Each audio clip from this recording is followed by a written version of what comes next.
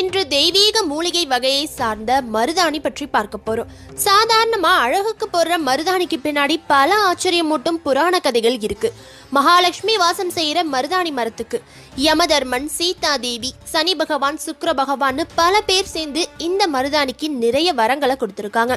அப்படி என்னதான் நடந்துச்சு இந்த மருதாணிக்கு? நம்ம சாதாரணமா நினைக்கிற மருதாணி மரத்துக்கு இவ்வளோ பெரிய மகத்துவம் இருக்கான்னு இந்த வீடியோவை ஸ்கிப் பண்ணாம முழுசா பார்த்து தெரிஞ்சுக்கோங்க.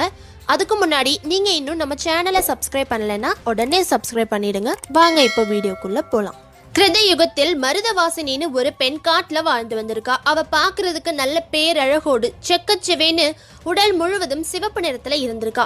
அவளுக்கு தாய் தந்தை இல்லாததால சூரிய பகவானையே தன்னோட தாய் தந்தையா நினைச்சு தினமும் வழிபட்டு வந்திருக்கா.